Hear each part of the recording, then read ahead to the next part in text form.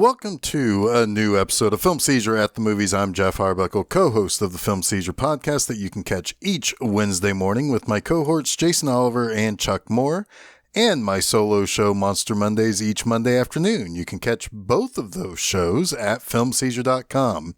On this episode, I'll be talking about Robert Pattinson starring as Bruce Wayne, who is embroiled in a serial killer's game in Gotham City in The Batman. Now, this was originally scheduled to come out in 2021. Director Matt Reeves, whose last film, 2017's War for the Planet of the Apes, was one of my favorite movies of that year.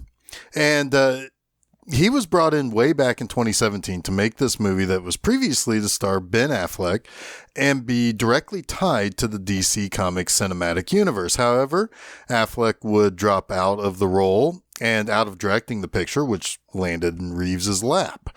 Then Affleck completely left involvement after previously planning to be a producer. And with that, Reeves was allowed to completely retool the story to take this film out of the original DC movie series that began with Zack Snyder's Man of Steel.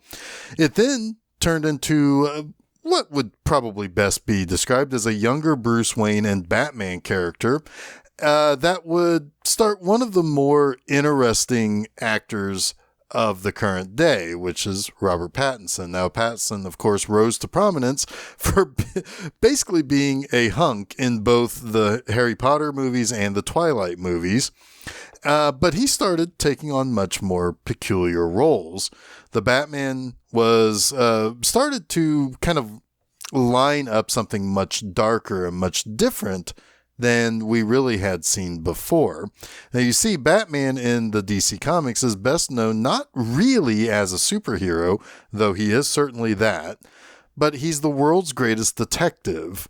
Some of this was born out of his origins in Detective Comics, but a lot of this was due to the wonderful writing and art of Denny O'Neil and Neil Adams. They came on in the late 60s and wanted to distance the character from the 60s campy TV portrayal of Batman and kind of brought him back to his brooding creature of the night kind of basics. Couple that portrayal with Frank Miller's brilliant Year One series from the mid-80s, and that's what it really kind of feels like this movie is seeming to draw from the most, at least from what we saw and heard from it during production.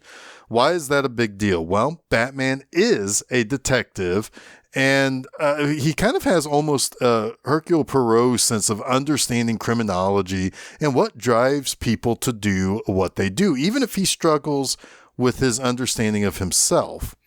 Tim Burton's 1989 Batman, still the one I will always say is my favorite, and the one I keep going back to watch time and again, even if I know it's not the best film to star the Caped Crusader.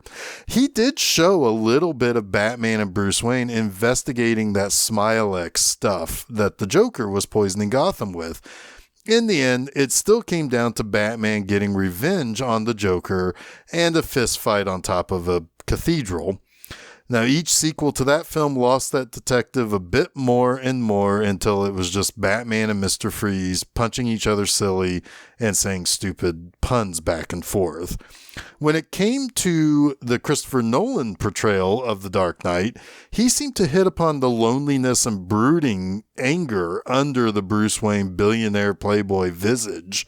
The dingy look of Gotham and the festering cancer of bad cops, the villains, the drugs, and the criminal empires was mostly right for what we'd think Batman would best fit in. We saw almost no detective work from the hero. Sure, there were things that he knew or could figure out about someone or their motives, but specifically in The Dark Knight, the Joker threw Batman so far off his axis that he had to resort to using highly questionable spying techniques to defeat the plans of the villain. For the Ben Affleck version of Batman, well, we never really got to see him do anything other than get mad at Superman and ultimately fight an alien with the powers of a god whose existence and plans might be so massive, so otherworldly, so extra-dimensional, Batman might not be all that useful compared to his counterparts on the Justice League. So, maybe finally, we get to see a Batman who is Gotham's dark avenger of the night and the world's greatest detective all in one character. And I would say mostly, and maybe, I mean, you could almost say completely, I would say that this should satisfy most fans of The Dark Knights when it comes to being that detective. Thus far in the modern age of Batman and film, this does the best job by a pretty wide margin of displaying both sides of Batman, that Avenger and that super sleuth. The vast majority of this movie is Batman and Jim Gordon, this time around played by Jeffrey Wright, deeply investigating a series of murders of high-profile political victims. A lot of people wanted to call out how much the trailers looked and felt like something that David Fincher did, like Seven or Zodiac, and it's definitely there. Gotham is a dirty, rainy, very deeply corrupted town. It all plays a major part of who these villains are and why this murderer, I should say, is going after them.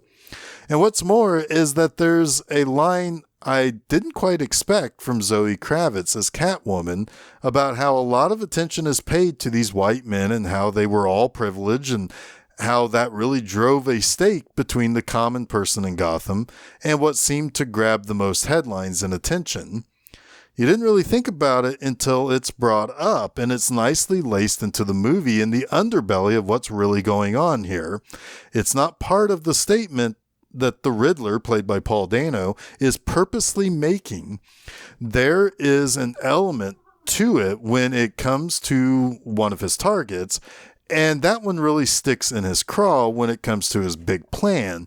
But he's kind of missing the forest for the trees. These political targets are corrupted, and they are something people who live beneath them would like to see eliminated one way or another. But if he was planning on creating a revolution in Gotham, he's missing the boat because who he's influencing isn't exactly a widespread group of the disenfranchised and the underprivileged.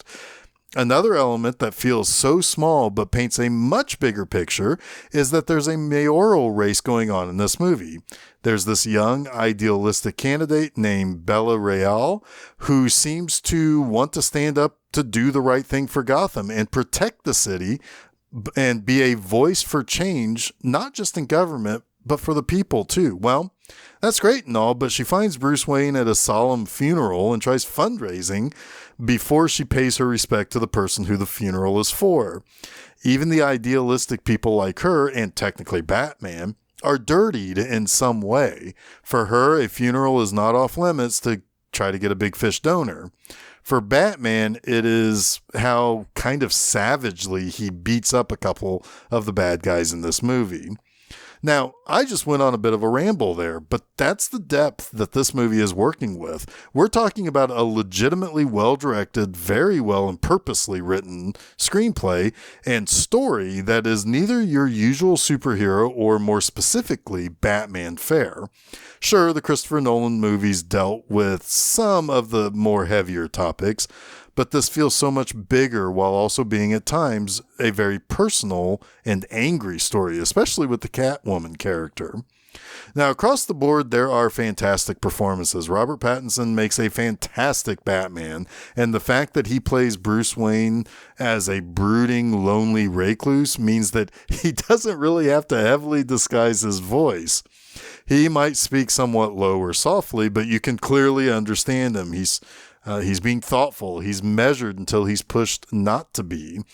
This is the first time in a Batman movie that I definitely noticed that Batman enters a crime scene and actually looks around the room instead of just going in knowing all the answers because the script said he should. He does sometimes guess was wrong until he needs to accept that and really kind of reconfigure those pieces. He's dealing with some family stuff too, and it's great because we don't have to continuously flash back to the Bruce Wayne watching his parents get murdered. Good God, we've seen that so many times. Shit, I was worried with this being a nearly 3-hour movie, we'd have to deal with that origin story for the first hour before we really got into the main plot. We don't, and it's such a breath of fresh air for once. Now, speaking of, the movie begins right as the Riddler is perpetrating his first crime. This is a lived-in world. It then shifts to Batman narrating to give us just enough to start with. He's been at this for a couple of years, and he's become this creature of night. He seeks vengeance, but he doesn't seem to understand what his real mark is on the city, at least yet. He's become such a weirdo and an almost sleepless person that he relies on these contact lenses that records everything he sees, because he struggles with memory due to all the energy he burns the nights he goes without sleep, and the blows to the head that he probably has taken. He's a flawed person and a somewhat flawed hero while keeping his heart in the right place. Zoe Kravitz is getting a ton of attention for this movie, and that really should propel her into superstardom. She carries most of the emotional weight that Bruce Wayne simply can't, or the Batman won't. Her primary storyline is about finding out what happened to a friend of hers that she's kind of protected when that person got in over her head.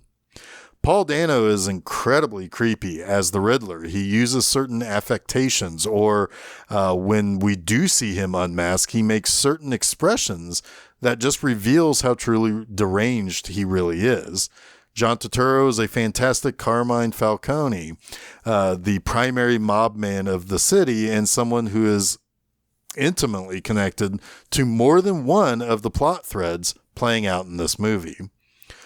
But really, the two best performances for my money come from two of the other supporting characters, and we should start with Jeffrey Wright as Jim Gordon. He's the obvious good cop in Gotham, but he's also tough as nails. His chemistry with Pattinson's Batman is about as good as we've ever seen in these Batman movies. They really do feel like they've known and trusted each other now for a couple of years. He calls for Batman most nights and shares with him details that maybe he shouldn't, but what the hell are you going to do in a town like Gotham City that is literally rotten to the core? Every scene they had together was fantastic. And the other fantastic and entirely unrecognizable performance is Colin Farrell as the Penguin. If you don't know that he's playing the character, you simply cannot recognize him. You can't even hear his voice under that East Coast accent that he's laying on kind of thick, like an old school gangster movie. The best description I've heard, and I thought about it too while watching this movie, is that he basically is playing the Penguin like Robert De Niro played Al Capone in The Untouchables. I don't know if an early March release will help with this, but if this movie was released later in the year, I'd almost say it's impossible to not think that he'd get an Oscar nomination for this. And speaking of something that I think should get an Oscar nomination is Michael Giacchino's score. It's a wonderful score, and that Batman theme is so ominous and beats and trudges along that it becomes almost scary. You can feel vengeance approaching, and it slows itself down to become a dirge. I'll legitimately be disappointed if this is not nominated. It's just got this hook that you just keep replaying in your head, and it's perfect for Batman.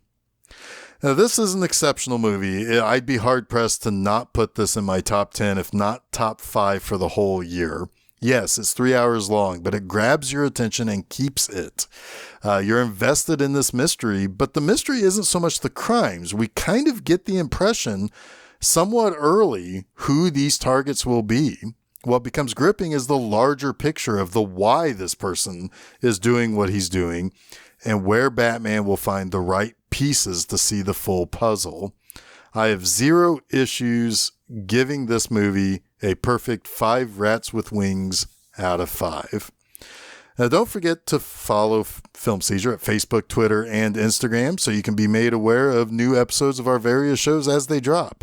You can also follow us at podcast providers like SoundCloud, Google Podcast, Apple Podcast, TuneIn, Stitcher, Spotify, and Audible. You can also listen to the show on YouTube by subscribing there. I'll be back in a couple of weeks with a look at the new A24 horror thriller X. So until then, don't forget to save me the aisle seat.